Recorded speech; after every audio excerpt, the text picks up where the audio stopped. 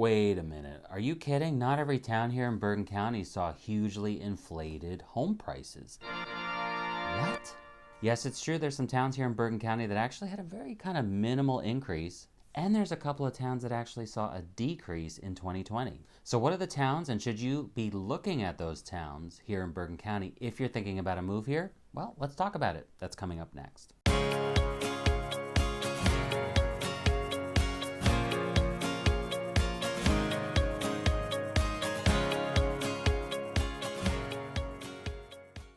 Hey, what's going on, everybody? It's Bob Dzienis from eXp Realty here in Bergen County and Northern New Jersey. And thanks so much for tuning into my channel today. I really appreciate it. So if this is your first time here or your 20th time here, don't forget to click that like button for me, but also go ahead and subscribe because every week I have new videos about anything and everything Bergen County as well as Northern New Jersey.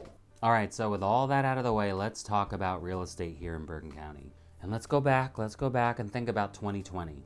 I know it was a really challenging year. Many of us want to forget about 2020. But if we're talking about real estate here in Bergen County, it really was an interesting time to say the least. So sellers were continuing to see multiple offers on their homes, sometimes 15 offers, 20 offers, which really just kind of jacked up prices.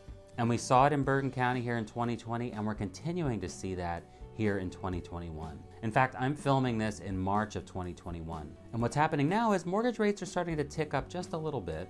There are active buyers that are out there who are still able to work. They have consistency, so they're able to purchase a home.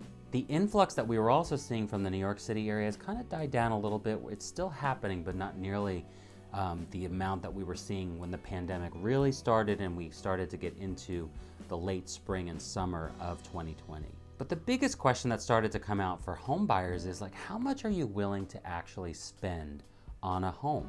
If these houses are going for 15% higher than in the normal market, does that make sense to purchase? So in today's video, I thought it'd be kind of interesting to see, are there some towns that maybe didn't see that huge increase in prices that so many of the towns did see? And could those be potential towns for you to consider if you're still thinking of a purchase here in Bergen County? So what I did was I went into our multiple listing service. I have my little cheat sheets here just so you know. Now I've said this in other videos about Bergen County. There's 70 towns that are here. But actually there's one town, it's not really a town. You're not gonna find residential real estate there necessarily. It's Teterboro. And if you've heard of Teterboro, it's basically an airport and some warehouses. So you're not gonna find properties there. So let's say there's 69 towns. Some towns saw a 5% jump. A couple towns on this list actually saw a 15 to 20% jump.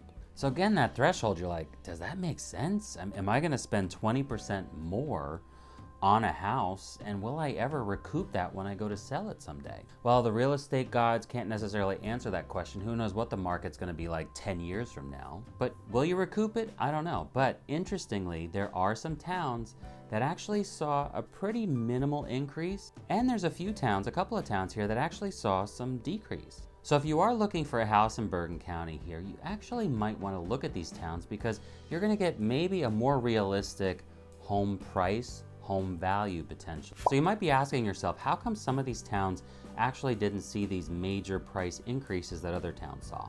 Well, it could be for various reasons. Sometimes it's supply and demand, and sometimes it's a balance between amenities and wants and needs and what people are looking for. So there might have been some more inventory and some competition that was in the market in some of these towns. Also, a few of these towns are a little bit further north and west of New York City, so not as easily commutable, but it's not a deal breaker necessarily.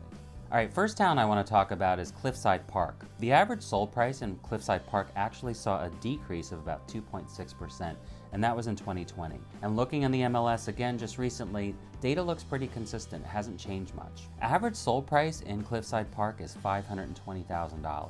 And they can actually shoot up from there. But let me tell you, just going and doing a search in Cliffside Park, you definitely can find some properties at that range. And what's great about this town is it's very close to the Hudson River. You're actually right up on the cliff above Edgewater, New Jersey. You've got fantastic New York City views and just views of the river. Cliffside Park also has a great downtown area. You can just walk to town, get a cup of coffee. There's a lot of activity. There's restaurants there as well. The schools in Cliffside Park get about a B to a B+ rating according to niche.com. But depending on your wants and needs, Cliffside Park really could be a great option for you. And since you're so close to New York City, you can easily get into Manhattan without a problem. Public transportation all over the place. You're near the George Washington Bridge. Easy to just hop right on and cross the river. All right, the next town we're going to talk about is Wyckoff, New Jersey. And just looking at the data here, it looks like Wyckoff had an average sold price increase of about 0.8%. So actually just below 1% was the average sales price of homes there. So the average sold price in Wyckoff is about $770,000. So it might be kind of up there, but let me tell you, you can actually find smaller Cape Cod, maybe some splits or bi-levels, or even some ranches that actually might need a little bit of work, and you can find them in that $500,000 range. And it's probably those houses that are going to get some multiple offers because Wyckoff is a very desirable town. I kind of call it a sleeper town, and what I mean by a sleeper town is that some people are kind of looking at the towns around Wyckoff. They're looking at Glen Rock or Ridgewood or Allendale, for instance. But Wyckoff has highly rated schools, great downtown area, you've got shopping nearby, but it is a little bit further out. You've got to just take 208 north to make your way up. It's about 15 minutes or so from Paramus. The commute into New York City is going to take you a little bit longer. So again, kind of depending on your wants versus needs, Wyckoff could be a great choice for you. But at 0.8% increase, you're actually maybe going to find a house that's at that more realistic price range versus some of these other towns that are seeing 10 to 15% inflated prices. All right, two more towns that I want to talk about actually sit next to each other, and they're in the Pascack Valley of Bergen County. Basically, the Pascack Valley sits in the center of Bergen County. You're starting from the Oradell area, making your way all the way up to a town called Montvale. In fact, speaking of Montvale, Montvale actually saw a 1.2% decrease in sold prices. And let me tell you, Montvale is actually, it's a great town. It is off the beaten path. It's the last exit of the Garden State Parkway. If you made your way all the way up the Garden State Parkway, it's the last town before you come into Rockland County.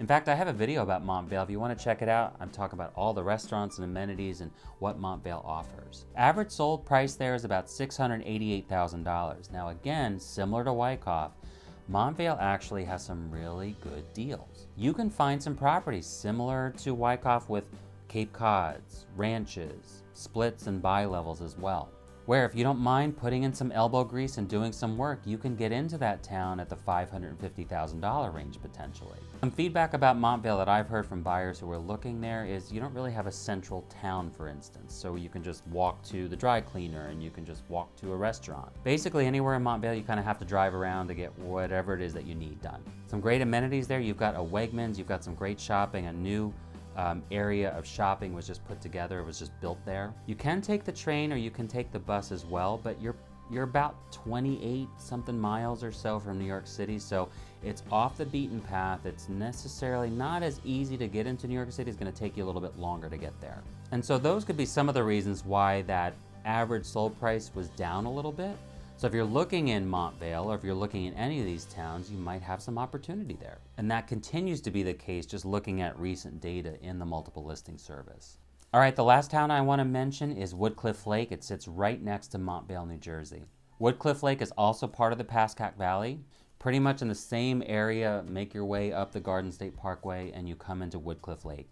This town actually saw about a 1.3% increase in sold prices, so not too over the top. And what's beautiful about Woodcliff Lake is that you just really have some nice open space. You definitely get some more property with your house. The average sold price is about $808,000, so it's kind of pricey. But let me tell you, you can also, similar to Montvale and similar to Wyckoff, if you can find some properties in that $550,000 to $600,000 range, they're out there. They're going to need some elbow grease and they're going to need some work, but if you don't mind putting in the work and staying in that house in that condition for a few years and building it up, you really could possibly find some good deals.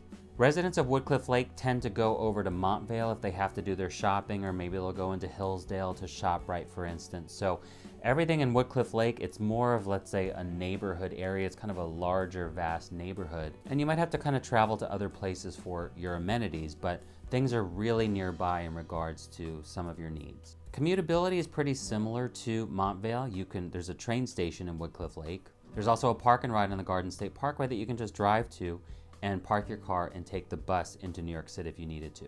But we're talking 25, almost 30 miles or so to get into New York City, so it could take you potentially a little while to get into the city. So if you're looking for a faster commute, Woodcliff Lake or Montvale might not be the areas for you.